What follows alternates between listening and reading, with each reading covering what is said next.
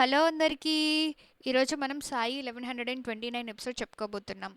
Apartment నుంచి తేజస్వి, కేశవ్ అలాగే ప్రహ్లాద్ బయటికి వచ్చేస్తుంటారు. ఇప్పుడు తేజస్వి బాధతో కేశవ్తో ఇలా మాట్లాడుతూ ఉంటుంది. మీరెందుకనండి వాళ్ళ మాటలు వినలేదు? నేను నిన్న మీకు అర్థమయ్యేలా చెప్పాను కదా, వాళ్ళిచ్చిన ఆఫర్ని అంగీకరించమని. కనీసం మీరు రాజా కోసమైనా అది చేసుండాల్సింది. అప్పుడు కేశవ్ ఇలా మాట్లాడుతూ ఉంటాడు. లేదు తేజస్వి, నేను సాయి దగ్గర నుంచి నేర్చుకున్నాను. సత్య మార్గం నుంచి ఎటువంటి పరిస్థితిలో నుంచైనా మనం మరలకూడదని. ఇప్పుడు తేజస్వి కోపంతో, ఎక్కడున్నాడు సాయి? ఆ నిన్ను రక్షించడానికి ఏమైనా వచ్చాడా? మనకిప్పుడు ఇండ్లు కూడా లేదు. మరిప్పుడు ఆయన ఏం చేశాడు? మన రాజాకి కూడా సాయి పైన విశ్వాసం ఉంది కదా.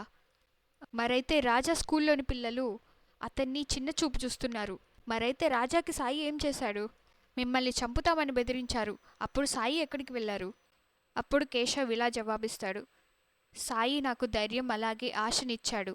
ఇవన్నీ కలిగి ఉన్నవాడు ఏదైనా సాధించగలడు తేజస్వి. ఇప్పుడు శ్రీనివాస్ అనుచరుడు శ్రీనివాస్తో ఇలా మాట్లాడుతూ ఉంటాడు. మనం కేశవ్ని మన దారి నుంచి తొలగించి మంచి పని చేశాము. ఇవాళ రాత్రి పెద్ద దొంగతనం చేద్దాం. అప్పుడు శ్రీనివాస్ ఇలా అడుగుతాడు. ఈరోజు రాత్రి గస్తీ ఎవరు కాస్తున్నారు? అప్పుడు శ్రీనివాస్ అనుచరుడు ఇలా జవాబిస్తాడు. బప్పన్, అతడు మనవాడే. అప్పుడు శ్రీనివాస్ ఇలా అడుగుతాడు. మరైతే శంకర్తో నమ్మకస్తుడైన సంతోష్ ఎక్కడున్నారు? అప్పుడు శ్రీనివాస్ అనుచరుడు ఇలా జవాబిస్తాడు. వాళ్ళిద్దరూ సెలవులో ఉన్నారు. అప్పుడు శ్రీనివాస్, మరైతే మనకేం సమస్య ఉండవు. పద వెళ్దాం. ఇప్పుడు సాయి బాయిజామా ఇంట్లో ఉంటారు. తాత్య ఇంటికి వచ్చిన సాయితో తాత్య ఇలా మాట్లాడుతూ ఉంటాడు. సాయి, ఈరోజు మీరు మా ఇంటికి భోజనానికి వచ్చారు. అమ్మ చాలా సంతోషంగా ఉంది. నేను ప్రతిరోజు ఇంట్లో తింటాను, కానీ అమ్మ ఎప్పుడు ఇంత సంతోషంగా లేదు. కొన్నిసార్లు నిన్ను చూసి నాకు అసూయ కలుగుతుంది సాయి. అక్కడికి వచ్చిన బాయిజామా, ఆపు తాత్య. అప్పుడు బాయిజామా ఇలా చెప్తూ ఉంటుంది. రా సాయి, భోజనం చేద్దాం. అప్పుడు సాయి, బాజీ తిన్నాడా బాయిజామా అని అడగగా బాయిజామా తలుపుతుంది. అప్పుడు సాయి, ఎప్పుడైనా పిల్లలు ముందుగా తినాలి బాయిజామా, నాకు 7 మోదకాలు కావాలి. నాకు ఆకలిగా అనిపించినప్పుడు నేను తింటాను అని సాయి భిక్ష పాత్రలో ఆ 7 మోదకాలను తీసుకుంటారు. ఆ తర్వాత అక్కడి నుంచి సాయి వెళ్ళిపోతారు. ఇప్పుడు ప్రహ్లాద్, తేజస్వి అలాగే కేశవ్ హనుమాన్ మందిరంలోకి వచ్చి దేవుడి ముందు ప్రార్థించి అక్కడ కూర్చొని ఉన్నప్పుడు ప్రహ్లాద్ ఇలా అడుగుతాడు. అమ్మా, నాకు ఆకలిగా ఉంది. ఏదైనా తినడానికి ఉందా మనకు? అప్పుడు తేజస్వి లేదు అని తల ఊపుతూ ఉంటుంది. అప్పుడు రాజా చాలా ఉదాసంగా ఉంటాడు. ఎప్పుడు ప్రహ్లాద్ ఇలా అడుగుతూ ఉంటాడు. నాన్న, సాయి అయితే ఎవరికి అన్యాయం జరగకుండా చేస్తారు కదా, మరి అలాంటప్పుడు మనకెందుకు ఇలా జరుగుతుంది నాన్న? అప్పుడు కేశవ్ ఇలా చెప్తాడు. ప్రహ్లాద్, నువ్వు ఏదైతే అన్యాయం అనుకుంటున్నావో అది అన్యాయం కాదు. ఇది మనకొక పరీక్ష. మన నిజాయితీకి అలాగే మన సత్యానికి ఒక పరీక్ష. ఇది ఎలాంటి పరీక్ష అంటే, మనం భయపడి మనం వాళ్ళు చేసేదానికి తికమకపడి అబద్ధపు వాళ్ళ ముందు తల వంచుతామా లేదా అనే ఒక పరీక్ష. సాయిపై విశ్వాసం ఉంచు నాన్న. అన్నీ చక్కబడతాయి. అన్నీ సవ్యంగా జరుగుతాయి. అప్పుడే అక్కడికి ఒక వ్యక్తి వచ్చి భగవంతుడికి నైవేద్యం అర్పించి ఆ తరువాత కేశవ్ వాళ్ళ దగ్గరికి వచ్చి ఇలా మాట్లాడుతూ ఉంటాడు. నేను భగవంతుడికి నైవేద్యం అర్పించాను, దయచేసి ప్రసాదం తీసుకోండి అని తేజస్వికి అలాగే ప్రహ్లాద్కి అలాగే కేశవ్కి కూడా ఆ ప్రసాదాన్ని పంచుతారు. ఒక్కొక్కరికి 2 మోదకాలు చొప్పున ఇస్తారు. ప్రహ్లాద్ చాలా సంతోషంగా తింటాడు. ఇప్పుడు ఆ వ్యక్తి ఇలా మాట్లాడుతూ ఉంటాడు. నేను ఈరోజు ఒక ప్రత్యేకమైన పనిని పూర్తి చేశాను కాబట్టి ఈ ప్రసాదం పెట్టాను. అందుకనే నేననుకున్నాను భగవంతుడికి ఇష్టమైన ప్రసాదాన్ని అర్పిద్దామని. పిల్లలకైతే మోదకాలు చాలా ఇష్టంగా ఉంటాయి. తీసుకో, ఇంకొకటి తీసుకో. ఆయన ఇచ్చిన మోదకాన్ని ప్రహ్లాద్ సంతోషంగా తింటూ ఉంటాడు. ఇప్పుడు ఆ వ్యక్తి ఇలా మాట్లాడుతూ ఉంటాడు. మిమ్మల్ని ఒక మాట అడగచ్చా? మీరు టూరిస్టుల్లాగా కనిపిస్తున్నారు. అప్పుడు కేశవ్, అవునండి అని కేశవ్ చెప్పగా ఆ వ్యక్తి మళ్ళీ ఇలా జవాబిస్తాడు. మరైతే మీ ఆభరణాలను తీసి బ్యాగ్లో పెట్టుకోండి. ఇది బాంబే. చుట్టూ దొంగలు కూడా ఉంటారు.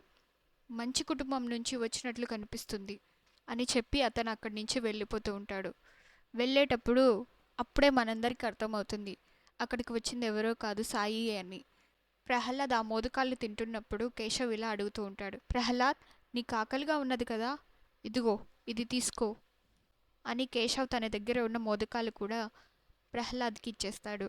ఇప్పుడు తేజస్వి బాధపడుతూ ఇలా చెప్తూ ఉంటుంది, మనం షిరిడీలో చాలా ఆనందంగా గౌరవంగా జీవించాము, కానీ ఇక్కడ ఆలయంలో దానం పైన జీవించాల్సి వస్తుంది.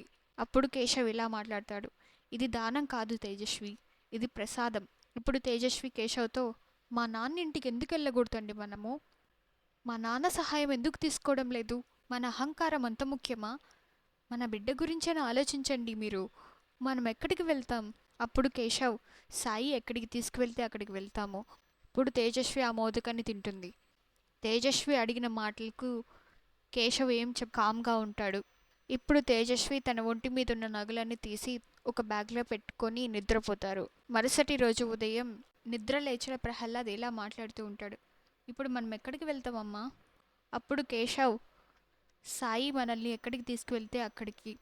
అప్పుడు కోపంగా తేజస్వి, సాయి మిమ్మల్ని మా నాన్న ఇంటికి తీసుకువెళ్ళాలని కోరుకుంటున్నారేమోనండి. అప్పుడు కేశవ్, అది అసాధ్యం తేజస్వి, ఎందుకంటే సాయి నా నా ఆత్మగౌరవాన్ని కోల్పోవడానికి అనుమతించరు. అప్పుడు తేజస్వి చాలా కోపంగా, మరి నా విషయం ఏంటండి? నాకంటూ ఒక నాకంటూ ఆత్మగౌరవం లేదా? నన్ను ఒకసారి చూడండి, నేను ఆభరణాలు లేకుండా ఎప్పుడైనా ఉన్నానా? మరేంటి అడుక్కోవడం? దీంట్లో ఏమైనా మీ ఆత్మసమ్మానం ఉందా? ఇలాంటి గుడిలో రాత్రింతా ఉండడం, ఇదేమైనా ఆత్మసమ్మానం ఉందా మీకు? అప్పుడు తేజస్వి తన బ్యాగ్లోంచి తన నగల మూటని తీసి ఇలా చెప్తూ ఉంటుంది, ఈ నగలు మనం రోడ్ల మీద ఉంటే ధరించలేను. ఈ నగలమ్మేసైనా ఇల్లు తీసుకోండి. అప్పుడు అక్కడికి ఇద్దరు కానిస్టేబుల్స్ అలాగే ఒక అధికారి రావడం చూపిస్తాడు. వచ్చిన అధికారి ఇలా మాట్లాడుతూ ఉంటారు కేశవ్తో, కేశవ్ గారు, ఇప్పుడు మీరు మాతో రండి. ఏమీ అర్థం కాని కేశవ్, ఎక్కడికి? ఏమైంది అసలు అని అడుగుతూ ఉంటాడు. ఇప్పుడు కేశవ్ పైకి లేచి సాయికి మనసులో ప్రణామం చేస్తూ ఉంటారు. ఆ తర్వాత పదండి అని అక్కడి నుంచి వెళ్తారు. ఇప్పుడు కేశవ్ శంకర్ గారి ఆఫీస్లో నిలబడి ఇలా మాట్లాడుతూ ఉంటారు శంకర్ గారితో, శంకర్ గారు, ఒకవేళ నీ దొంగతనం చేసుండింటే డబ్బులు తిరిగిచ్చేవాడిని. మీరు పోలీసులకు అప్పగించిన అక్కడ కూడా నేను ఇదే చెప్తాను, ఎందుకంటే ఇదే నిజం కాబట్టి. అప్పుడు శంకర్ గారు కేశవ్ని ఇలా అడుగుతాడు, మీకు భయం అనిపించడం లేదా? అప్పుడు కేశవ్, మనం ఏ తప్పు చేయలేదని తెలిసినప్పుడు భయపడాల్సిన అవసరం లేదని సాయి నేర్పించారు. నేను అరెస్ట్ అవుతానని నాకు భయం లేదు, ఎందుకంటే నాకు తెలుసు నేను ఒక నిర్దోషినని. అలాగే నాకు సాయి పైన నమ్మకం ఉంది. ఇది నాకొక పరీక్ష అని నాకు తెలుసు, ఇంకేం లేదు. అది విన్న శంకర్ పైకి లేచి కేశవ్తో ఇలా మాట్లాడుతూ ఉంటాడు, నిన్ను గుర్తించడంలో నేను చాలా పెద్ద పొరపాటు చేశాను. నువ్వు నిర్దోషివని నాకు తెలిసిపోయింది. నన్ను దయచేసి క్షమించు. నేను నిన్ను చాలా అవమానించాను. నేను నీతో చాలా అన్యాయంగా వ్యవహరించాను. శ్రీనివాస్ అలాగే అతని అనుచరులు అసలు దొంగలని తేలిపోయింది. వారసలు నిజాయితీగా లేని వ్యక్తులని తేలిపోయింది. నేను నిన్న రాత్రి వాళ్ళని అడ్డంగా పట్టుకున్నాను. నిద్రపోతున్న సమయంలో ఎవరో వాళ్ళ తలుపును ఎవరో తడుతున్నట్లు శబ్దం వస్తుంది. అప్పుడు శంకర్ గారు ఆ తలుపును ఓపెన్ చేస్తారు. ఓపెన్ చేసి ఇలా మాట్లాడుతూ ఉంటారు, సంతోష్, ఈ టైంలో నువ్వు ఎక్కడికి ఎందుకు వచ్చావు? ఏమైంది అని అడగగా ఆ వ్యక్తి ఇలా జవాబిస్తుంటాడు, రండయ్య గారు, గోదామంతా మంటల్లో తగలబడిపోతుంది. ఇప్పుడు హడావిడిగా శంకర్ గారు తన ఆఫీస్ దగ్గరికి వచ్చి ఉంటారు. ఆఫీస్ వద్దకు వచ్చిన శంకర్ గారు ఇలా మాట్లాడుతూ ఉంటారు, నువ్వైతే చెప్పావు ఇక్కడ మంటలు రగులుకున్నాయని, కానీ ఇక్కడేం కనిపించడం లేదే అని అడగగా అప్పుడు సంతోష్ ఇలా జవాబిస్తారు, మీరు వెంటనే వెళ్ళండి, లోపల మంటలన్నీ, కానీ ఇక్కడ మంటలు లేవు, లోపలికి వెళ్ళి చూడండి. అప్పుడు శంకర్ గారు కానీ అని ఏదో చెప్తూ వెనక్కి తిరగగా ఆ వ్యక్తి అక్కడ కనిపించాడు. ఇప్పుడు శంకర్ గారు మనసులో ఇలా అనుకుంటుంటాడు, ఈ సంతోష్ ఎక్కడికి వెళ్ళాడు? సంతోష్, సంతోష్ అని పిలుస్తూ ఉన్నప్పటికీ ఆ వ్యక్తి కనిపించాడు. ఇప్పుడు శంకర్ గారు కేశవ్తో ఇలా మాట్లాడుతూ ఉంటాడు, శ్రీనివాస్ ఒప్పుకున్నాడు అతను నీపై తప్పుడు ఆరోపణ వేశాడని. నన్ను క్షమించు కేశవ్. అప్పుడు కేశవ్, మీరెందుకు నన్ను క్షమాపణ అడుగుతున్నారు సెట్ గారు? మీరు ఆధారాలను బట్టే నన్ను నిందించారు. నేను ఒకవేళ మీ స్థానంలో ఉంటే నేను కూడా అదే చేసేవాడిని. నిజం వెలుగులోకి వచ్చినందుకు నేను చాలా సంతోషిస్తున్నాను. అప్పుడు శంకర్ గారు, కేశవ్, నువ్వు మళ్ళీ ఈ జాబ్లో జాయిన్ అవ్వచ్చు. అప్పుడు కేశవ్ ఆనందంతో, ఖచ్చితంగా సెట్ గారు, మీరు చెప్పిన దానికి నేను చాలా సంతోషిస్తున్నాను. అప్పుడు శంకర్ గారు ఇలా అడుగుతారు, నిన్ను సొసైటీ నుంచి కూడా పంపించినట్లు నాకు సమాచారం అందింది. నేను వాళ్ళతో మాట్లాడతాను. మీ ఇంటికి వచ్చి మీ యజమానితో నేను ఖచ్చితంగా మాట్లాడతాను. అతను నీకు ఇల్లు కూడా తిరిగిస్తాడు. దేవుడు ఎల్లప్పుడూ నిజాయితీగా ఉన్న వారితో ఉంటారని చెప్తూ ఉంటారు. బహుశా అది నీతో జరిగింది. అప్పుడు ఏమీ అర్థం కాని కేశవ్, మీరేం చెప్తున్నారు సేట్ గారు? అప్పుడు శంకర్ గారు ఇలా చెప్తూ ఉంటాడు. నిన్న రాత్రి సంతోష్ నన్ను పిలిచేందుకు మా ఇంటికి వచ్చాడు. నేను అతనితో వెళ్ళాను. సంతోష్ 2 రోజులుగా సెలవులో ఉన్నట్లు నాకు అర్థం కాలేదు. రాత్రి అతను డ్యూటీలో లేడు. అతని ఇంట్లో ఉన్నాడు. మరైతే నన్ను నిన్న రాత్రి కలవడానికి వచ్చిన వారెవరూ నాకు అర్థం కావడం లేదు. అప్పుడు కేశవ్కి అర్థమవుతుంది ఎవరు అక్కడికి వచ్చి సహాయం చేసిందని. కేశవ్ చేతులు జోడించి సాయికి ప్రణామం మనసులో చేసుకుంటూ ఉంటాడు. ద్వారకామాయిలో ఉన్న సాయికి ఇదంతా అర్థమవుతూ ఉంటుంది. ఇప్పుడు కేశవ్ తేజస్వికి అలాగే ప్రహ్లాద్కి వివరిస్తూ ఉంటాడు. అవును, శ్రీనివాస్ అలాగే అతని అనుచరులు పట్టుబడ్డారు. నా బాస్ నన్ను నిర్దోషిగా నమ్ముతున్నాడు. అతను మళ్ళీ నన్ను జాబ్లో జాయిన్ అవ్వమని అడిగారు. తేజస్వి, సాయి మనకు అన్యాయం జరగనివ్వలేదు. ఇప్పుడు మనం ఒక కొత్త ఆరంభాన్ని చేస్తాము. నా బాస్ మనకు సొసైటీలో ఒక కొత్త ఇల్లు కూడా ఇప్పిస్తాడంట. వస్తావా? ఇంటికి వెళ్దాం తేజస్వి అని సంతోషంగా ప్రహ్లాద్ అలాగే కేశవ్ వెళ్తూ ఉన్నప్పటికీ తేజస్వి అక్కడే కూర్చొని ఉంటుంది. వెనక్కి తిరిగి కేశవ్, ఏమైంది తేజస్వి, రా అని అడుగుతున్నప్పుడు తేజస్వి ఇలా జవాబిస్తుంది. నేను ఆ చిన్న ఇంటికి తిరిగి వెళ్ళాలనుకోవడం లేదండి. అలాగే ఆ ఇంట్లో నేను కొత్త జీవితాన్ని ప్రారంభించాలనుకోవడం లేదు. మన ఇంట్లో పనివాళ్ళు కూడా లేరు. నాకనిపిస్తుంది పోను పోను నాకు ఉపశమనం కూడా దొరకదని.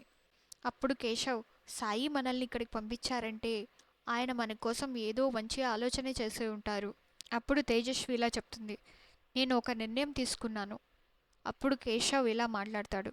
మనం మీ నాన్న ఇంట్లో మాత్రం ఉండము. అప్పుడు తేజస్వి ఇలా చెప్తుంది. మనం మా నాన్న ఇంట్లో ఉండము, అలాగే బొంబాయిలో కూడా ఉండము. మనం తిరిగి షిరిడీకి వెళ్ళిపోతాము. నాకెప్పుడు బాంబే ఇంత విచిత్రంగా అనిపించలేదు. నాకు ఇక్కడ ఒక్కరోజు కూడా ఉండాలని లేదండి. ఇక్కడ మనమెవరం సంతోషంగా లేము. మీరు సంతోషంగా లేరు, అలాగే రాజా సంతోషంగా లేడు. అలాంటప్పుడు మనం ఇక్కడ ఎందుకు ఉండాలి? మనం షిరిడీలో ఉన్నప్పుడు చాలా సంతోషంగా ఉన్నాము. మనం ఈరోజే షిరిడీకి వెళ్ళిపోదాం పదండి. అప్పుడు కేశవ్, మరొక్కసారి ఆలోచించుకో తేజస్వి అని అడగగా తేజస్వి, నేను నిర్ణయం తీసేసుకున్నానండి. ఇప్పుడు ద్వారకామాయిలో సాయి ధ్యానంలో ఉండగా ఉద్ధవ్ అక్కడికి వస్తాడు.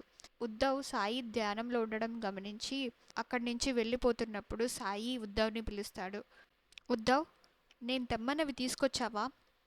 తీసుకొచ్చాను సాయి అని ఉద్ధవ్ జవాబిస్తాడు. కానీ ఇవెవరి కోసం సాయి? సాయి చిన్న స్మైల్ చేస్తూ ఉంటారు. ఇప్పుడు కులకర్ణి సర్కార్ కిందకి దిగి వచ్చి చూస్తే అక్కడ కొంతమంది అధికారులు కూర్చొని ఉంటారు. బలవంత్ గారు అలాగే కొంతమంది అధికారులు కూర్చొని ఉండడం చూసి, హరి ఓం హరి ఓం, నమస్తే, మీరందరిక్కడ? మీరందరూ వస్తున్నారని నాకు ఒక్కసారి చెప్పుండింటే నేను మీ అందరికీ స్వాగత సత్కారాలు ముందుగానే చేసేవాడిని. అప్పుడు బలవంత్ గారు ఇలా మాట్లాడుతుంటారు. కులకర్ణి సర్కార్, వీళ్ళు నన్ను కలవడానికి వచ్చారు. షిరిడి భవిష్యత్తుకు సంబంధించిన ముఖ్యమైన విషయం గురించి మాట్లాడడానికి. అప్పుడు కులకర్ణి సర్కార్, అవునా, మరైతే మీరెందుకు నాకు చెప్పలేదు? అప్పుడు బలవంత్ గారు, ఎందుకంటే వారు నాతో మాట్లాడడానికి వచ్చారు. అందులో మీ సహాయం అవసరం లేదు కాబట్టి. అప్పుడు అక్కడ కూర్చున్న అధికారి ఇలా మాట్లాడుతూ ఉంటారు. కులకర్ణి సర్కార్, బలవంత్ గారు మీకంటే ఎక్కువ అధికారం కలిగిన వ్యక్తి. అంటే బలవంత్ గారిని కలిసినా మిమ్మల్ని కలిసినా ఒకటే కదా. ఇప్పుడు బలవంత్ గారు, కులకర్ణి గారు, మీరు పంటను పరిశీలించడానికి వెళ్ళాలని చెప్పారు కదా, మీరు వెళ్ళొచ్చు అక్కడికి. కులకర్ణి సర్కార్ తల ఊపుతూ అక్కడి నుంచి వెళ్ళిపోతారు. ఇప్పుడు తేజస్వి, ఏమైందండి? మీరు సంతోషంగా ఉండాలి కదా, మనం తిరిగి షిరిడీకి వెళ్తున్నాం. కానీ మీరెందుకు ఇలా ఉన్నారు? అప్పుడు కేశవ్, రెంట్ అలాగే స్కూల్ ఫీజుకి అలాగే మన భోజనం ఖర్చులకి మొత్తం నా దగ్గర ఉన్న డబ్బంతా ఖర్చు అయిపోయింది. నేను కొన్ని రోజులు పని చేయాలి ఇక్కడ. నేను సంపాదించిన తరువాతే మనం తిరిగి షిరిడీకి వెళ్ళగలము. అప్పుడు తేజస్వి, మరైతే మా నాన్న సహాయం తీసుకుందామండి. అప్పుడు కేశవ్ తల ఊపుతూ ఉంటాడు. తేజస్వి, ఆయన ఏమన్నా అపరిచితుడా అండి మీకు? నేను మీ ఇంట్లో భోజనం చేయట్లేదా? నీ తండ్రిని నా తండ్రిగా నేను భావించలేదా? అప్పుడు కేశవ్, తేజస్వి, నేను నీ బాధ్యతలు ఒప్పుకున్నాను. నిన్ను వివాహం చేసుకున్న తర్వాత నీ బాధ్యతలన్నీ నేనే స్వీకరించాను. నీ తండ్రికి నేను బాగా చూసుకుంటానని హామీ కూడా ఇచ్చాను. నీ అవసరాలన్నీ తీరుస్తానని. ఇప్పుడు కోపంగా తేజస్వి, మీరు సత్యహరిశ్చంద్రుడు అవ్వాల్సిన అవసరం ఏముంది? తెలియడం లేదు. మీపై సాయి ఏం మాయ చేశాడో. అతడు ఒక భిక్షగాడిలాగా జీవిస్తున్నాడు. అలాగే అతనితో సావాసం చేసిన వాళ్ళందరినీ అలాగే చేయాలని చూస్తున్నాడు. ఆ సాయి లేకపోతే నా జీవితం ఎంత సంతోషంగా ఉండేదో. అది విన్న కేశవ్ కోపంగా, తేజస్వి, ఇదంతా సాయి ఇచ్చాడనే మర్చిపోవద్దు. అలాగే నేను ఇంకా బాంబేలో ఉండాలని కోరుకుంటున్నాను. నీకు మంచి ఇల్లు అలాగే నాణ్యతమైన జీవితం ఇవ్వాలనుకుంటున్నాను. కానీ కాసేపు ఓపికతో ఉండు. ఇప్పుడు తేజస్వి కోపంగా చేతులు జోడించి, ఇంక మీరు ఆపండి, నాకిక ఓపిక లేదు. నీ సాయి నిజంగా గొప్పవాడైతే మనల్ని ఈ పరిస్థితి నుంచి బయటికి తీసుకురమ్మని అడగండి. మన దగ్గర కొంచెం కూడా డబ్బు లేవండి. అప్పుడు కేశవ్, షిరిడీకి వెళ్ళేంత డబ్బు లేదు నా దగ్గర. ఇప్పుడు ద్వారకామాయిలోని సాయి దునిలో ఆ టికెట్ని కాల్చేస్తారు. ఇప్పుడు కేశవ్ తన జోబీలో చేయి పెట్టి చూసుకొని ఒక బ్యాగ్ని ఓపెన్ చేసి చూస్తే అందులో టికెట్ ఉంటుంది. అది చూసి కేశవ్, ఇది బాంబే నుంచి మన్మాద్కి రైల్వే టికెట్. ఇప్పుడు సాయి ద్వారకామాయిలో, ఉద్దావ్, నువ్వు తెచ్చిన ఈ టికెట్ ప్రయాణికుడి వద్దకు చేరింది. ఇప్పుడు కేశవ్, చూసావా తేజస్వి, సాయి ఒక అద్భుతాన్ని. సాయి తన భక్తులను ఎప్పుడూ వదిలిపెట్టరు. ప్రతి ఒక్కరికి సహాయం చేస్తారు. వాళ్ళ అవసరాలను తీరుస్తారు. నాకు తెలుసు. ఇప్పుడు తేజస్వి ఇలా మాట్లాడుతూ ఉంటుంది. నాకు తెలుసు, అతను మనం ఇక్కడ ఆనందంగా ఉండకూడదని అనుకుంటున్నాడు. మరి ఆయనకి అంత చింతగా ఉండింటే మీకు విజయాన్ని అందుకోవడంలో సహాయం చేసేవారు కదా. మీరు నిజాయితీగా పనిచేస్తున్నారు. ఆయన మనల్ని ముంబైకి తీసుకురావాలనుకున్నాడు.